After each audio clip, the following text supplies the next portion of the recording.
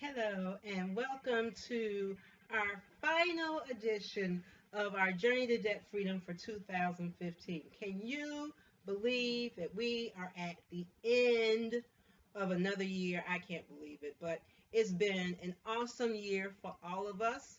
And I just wanted to take some time today to sort of review the awesomeness of our year. So some of you are sitting there going, well, how would you know? I had a horrible year. No, you didn't. Everyone had an awesome year. You know how I know that? Because you're still here. You're still here.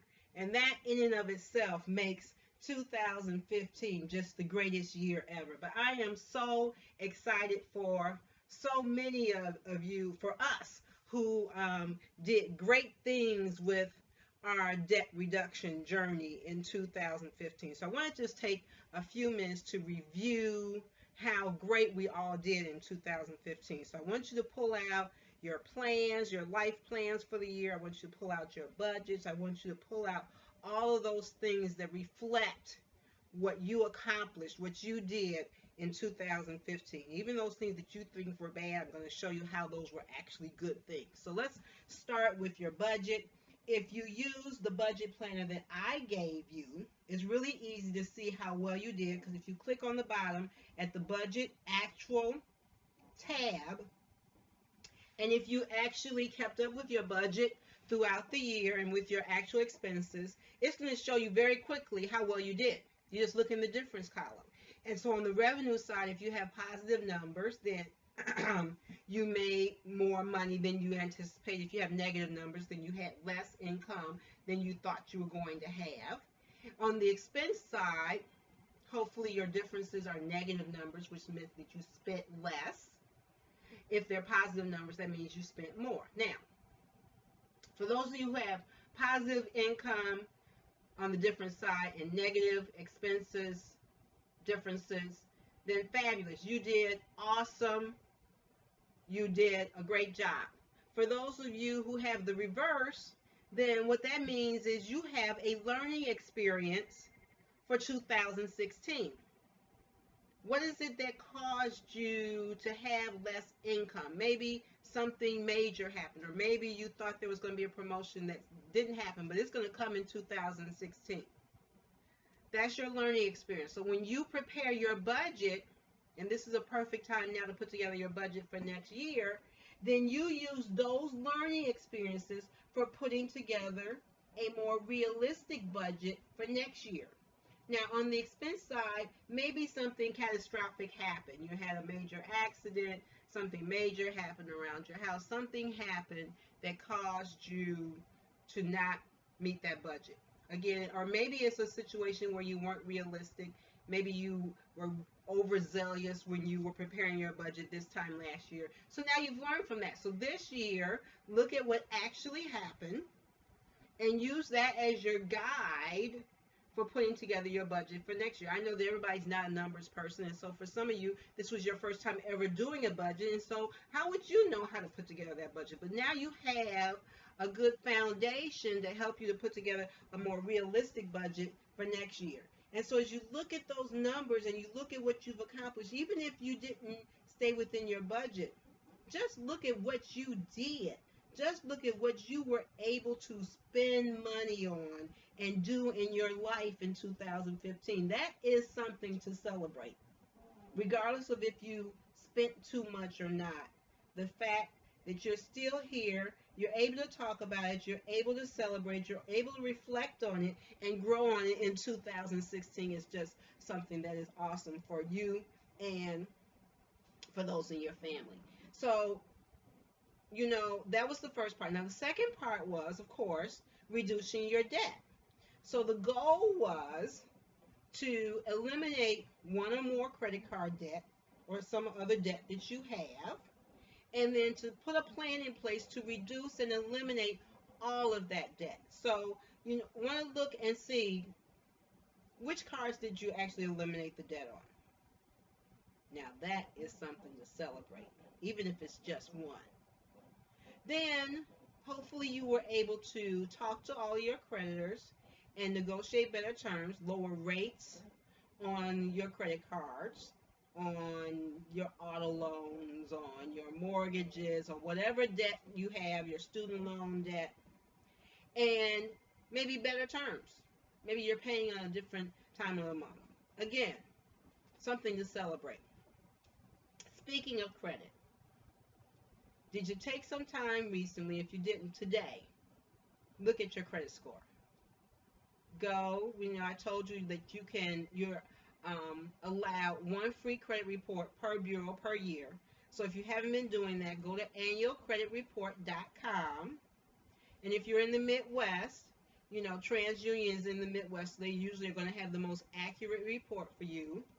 Pull your credit report, look and see if that information is accurate. I love creditkarma.com. That's credit with a C, karma with a K, because it will give you a credit score for two of the bureaus, those other two bureaus, Experian and Equifax, and it also will tell you why your score went up or went down. And it'll even give you alerts if you wanted to. I don't have it do that because I just check mine on a regular basis, so I don't need to give me any alerts. But it will even give you alerts when something happens to make your credit score go up or down. I love creditkarma.com. And over time, it's gotten much better as far as being a more accurate score. They actually get the scores from those two bureaus now. So creditkarma.com, I strongly encourage everyone to go look at and celebrate your improvement, even if you're not where you're supposed to be. If your score went up from 12/31/2014, that's a gain.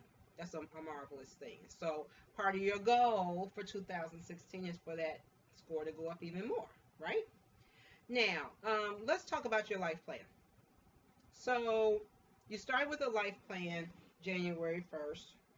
And I always love looking at my life plans because it's always so cool to me to see how the plan changed over the year. Because remember I said that your life plan is a dynamic document. It's not a static document. So if you have been modifying your life plan as you've gone through the year and as you've experienced life, then it'll be really, really cool to go back and look at what your life plan looked like January 1st and what it looks like now.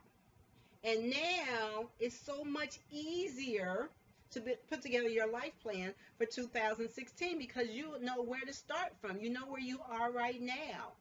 And it's going to be so cool to now determine where your areas of focus should be. Remember, I gave you what I thought were the 6 areas of focus, but those may not be the 6 areas that are most important in your life. Those were the 6 areas that were most important in my life.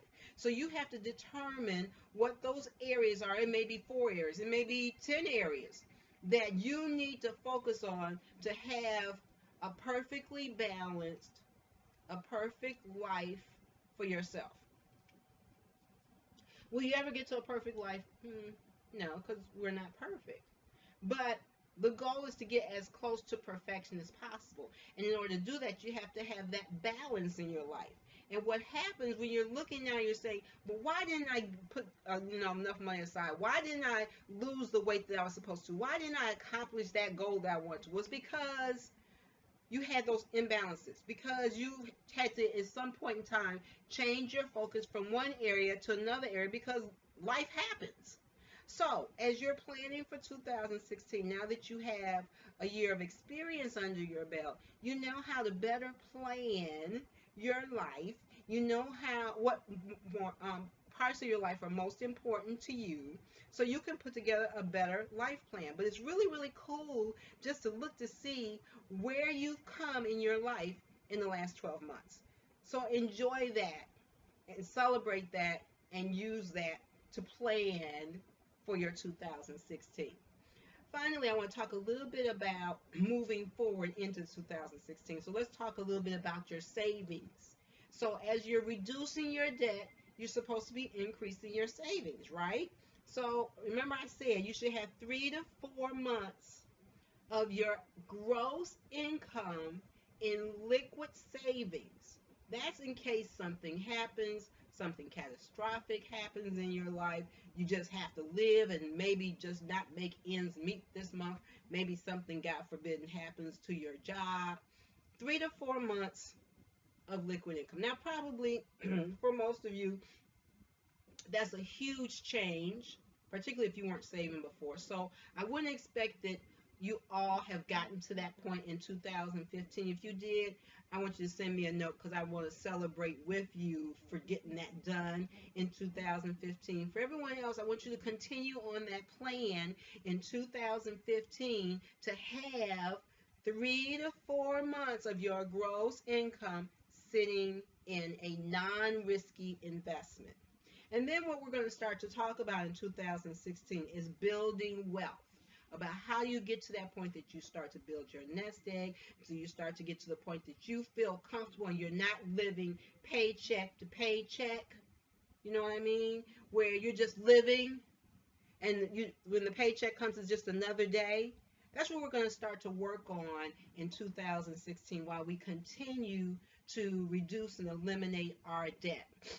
I hope that you are as excited as I am about all the possibilities of all the things to come in 2016. I hope that this has helped you to understand that you had a fabulous 2015 and that 2016 is just going to keep on getting gooder and gooder. So I want you to just share with those around you about your successes, about what you've learned. Because remember, we can't do this by ourselves. We have to bring everyone along with us. So in 2016, I want each of you to commit to bring someone else in to become debt free, to start to build wealth, to start to have a better life. Remember to stay focused on your goal. Remember to stay faithful to yourself and to your God. Remember to stay committed to this goal and to this plan. I'm Sheila Wilkinson-Sanders. I hope you have a fabulous new year, and I look forward to a glorious 2016.